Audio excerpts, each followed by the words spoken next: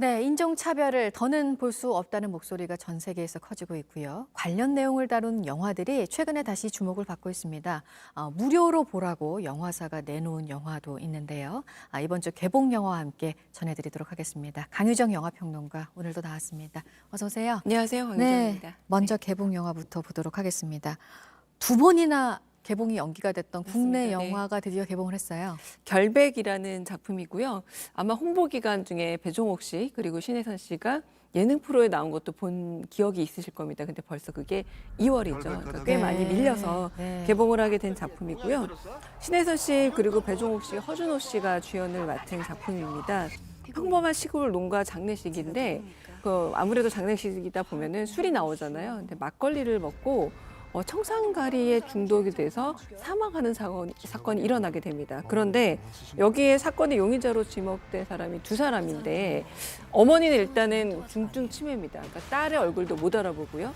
그리고 그 집에 아들이 있는데 지적 장애가 있어 의사소통이 거의 불가능한 상황인 겁니다. 근데 이 두 사람이 유력한 용의자로 지목이 되다 보니까 그 치매가 걸린 어머님에도 불구하고 내가 다 했다라고 얘기를 하게 되는데 신혜선 씨가 바로 그 어머니의 딸, 거의 집을 등지고 혼자서 그 성공 가도를 달리던 변호사로 변신해서 어머니한테 거의 인연을 끊고 지내던 딸로 등장해서 그 사연을 풀어가는 과정을 보여주고 있는데 중요한 것은 이게 사실 실화를 원작으로 하고 있다는 겁니다. 기억하실지 모르겠지만 2009년 전남 춘천에서 성산거리 막걸리 사건이라고 해서 이번에는 아버지와 딸이 공모를 해서 막걸리 청산가리를 넣어가지고 어머니를 돌아가시겠다라는 사건이 있었어요. 사실 이게 대법원 판결까지 났고요. 아버지는 무기징역, 그리고 딸은 지금 20년형을 살고 있는데 지금 재심 중입니다. 그래서 그런 사건을 좀 모티프로 해서 만든 사건 영화라고 할 수 있겠고 네. 신혜선 씨가 처음 영화의 주연으로 등장하는 작품이기도 합니다. 네. 그리고 우리 영화 중에 라디오스타 있잖아요. 맞습니다. 이 영화를 떠올리게 만드는 영화가 또 한 편 있어요. 그 라디오 스타 한물간 스타가 다시 한번 라디오를 한 얘기처럼 이번에는 나의 첫 번째 슈퍼스타입니다. 그러니까 어린 시절 그 노래를 들으면서 언제나 위안을 받았던 어떤 젊은 매니저가 있는데요. 아주 성공적으로 매니지먼트를 한 게 별로 없는 신참내기이고 그러다 보니 뭐 그렇게 큰 돈도 못 벌고 있는 그런 매니저가 왕년의 가수, 말 그대로 몇십 년 전 노래를 가지고 계속 그 노래만 부르고 다니는, 하지만 새로운 노래가 없어서 점점 잊혀져 가는 가수의 매니지먼트를 시작하면서 일어나는 일들을 다루고 있고요. 그래서 어떻게 이 10년 만에 다시 새 노래를 내느냐. 근데 여기서 굉장히 멋있는 대사가 하나 나와요.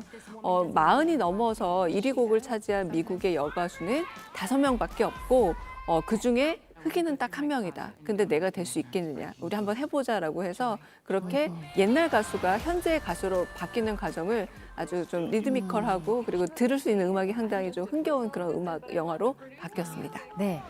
로맨스 영화도 또 한 편이 있는데 일본 영화죠? 맞습니다. 너는 달밤에 빛나고라는 작품인데요. 워낙에 학원 로맨스라고 해서 일본에는 만화를 비롯해서 영화가 어떤 장르를 차지하고 있습니다. 근데 이번에 좀 특별한 게 뭐냐면 일본에 발광병이라는 게 생겼다. 이게 뭐냐면 몸에 빛이 점점 나기 시작해서 거의 10대들이 걸리게 되고 몸의 빛이 마치 정말로 이렇게 어떤 조명처럼 빛나게 되면 죽음이 가까워지는 거다라고 해서 젊고 순수하고 어린 학생들에게만 걸리는 병인데 어떤 여학생이 이 병에 걸려서 학교에 나오지 못해요. 그런데 롤링페이퍼를 전해주러 간 남학생이 그녀 대신에 그녀의 버킷리스트 소원을 하나 둘씩 들어주면서 일어나는 일들입니다. 가령 롤러코스터를 타달라거나 번지점프를 해달라거나 이런 소원을 들어주면서 근데 왜 그러냐면 사실 첫사랑이라는 게 이렇게 한때 빛나고 사라지는 듯한 느낌의 정말 10대만의 감정이잖아요. 그 감정을 이 영화의 어떤 발광병이라는 마치로 빛이 바라는 병이라는 어떤 이미지로 잘 그려내고 있는데 일본 소설을 원작으로 하고 있는 작품이기도 합니다. 네. 앞서 말씀드린 대로 지금 인종차별에 반대하는 그 움직임이 영화계에서도 지금 목소리를 내고 있습니다. 무료로 공개가 된 그 관련 내용을 맞습니다. 소재로 네. 하는 그런 영화도 있다고요? 이게 저스트 머시라는 작품이고요. 이것 역시 어떤 점에서는 흑인 노동자인 한 월터 맥길레라는 사람이 미성년자 살인 사건에 연루가 되게 됩니다. 그런데 흑인이라는 점에서 어떤 피의자에 대해서 무죄 가능성을 보는 게 아니라 거의 유죄를 단정 짓고 나서 이제 네. 들어가게 되니까 네. 브라이언 스티븐슨이라는 변호사가 음. 그를 변호하면서 회고록을 썼던 것을 내용을 바탕으로 해서 만들어진 영화라고 할 수 있겠고요. 네. 그러니까 인권 변호사인 거죠. 흑인 어. 인권 변호사의 얘기를 다루고 있습니다. 그러니까 법정 드라마인데 아예 영화사에서 일정 기간 동안 이 영화를 인권 교육용으로 좀 볼 수 있게 열어두겠다라고 말하고 있는 그런 형편입니다. 네.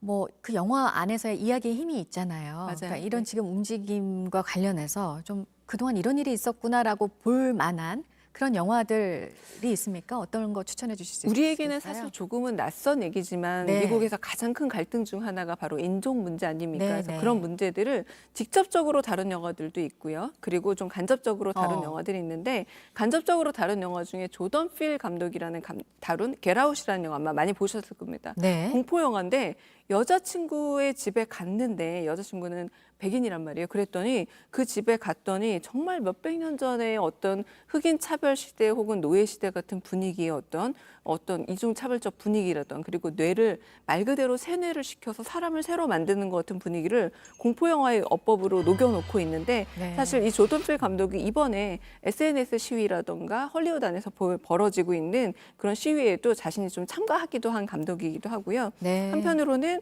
또 히든 피겨스라는 작품은 좀 더 부드러운 어떤 어조로 얘기하고 있지만 분명히 인종차별을 얘기하고 있습니다. 뭐냐면 네. 나사에서 근무했던 흑인 수재들에 대한 얘기입니다. 굉장히 수재들임에도 불구하고 첫 편견이 번째는 있었군요. 여성이란 이유만으로 단순 노무직에 맡겨지고 게다가 흑인이기 때문에 화장실도 따로 써야 돼서 말하자면 거의 건물 밖으로 나가야 된다거나 이런 겁니다. 지금 마치 우리나라에서도 어떤 그 노동자들이 화장실을 못 가서 또 애를 타는 경우도 있던데 이때도 네. 800m 떨어진 유세인 화장실을 가느니 차라리 그냥 견디겠다라는 어떤 연출들이 만들어지고 있는데요. 이런 어떤 인종차별 역사에 대해서 미국 영화 역사는 좀 길게 있기도 하고요. 뭐 노예 12년 같은 작품은 분명히 자유인에도 불구하고 네.